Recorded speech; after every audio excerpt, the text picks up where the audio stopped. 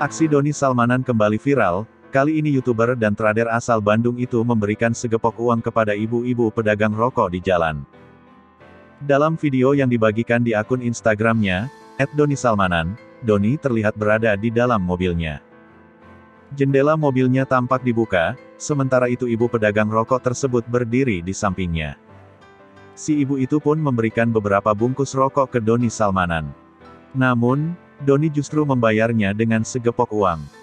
Mendapatkan uang sebanyak itu, ibu itu tentu saja kaget. Doni tetap meminta agar ibu itu membawa uangnya.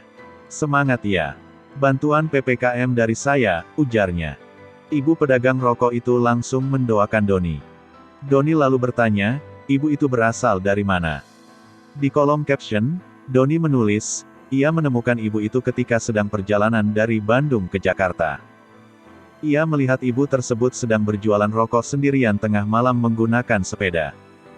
Ketika melihat ibu itu, ia menjadi terpikirkan orangnya zaman dulu.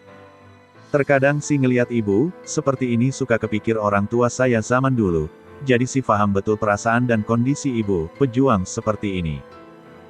Bukan ria, semoga video ini bisa membantu dan memberikan contoh yang baik untuk teman-teman semuanya," tulis @donisalmanan.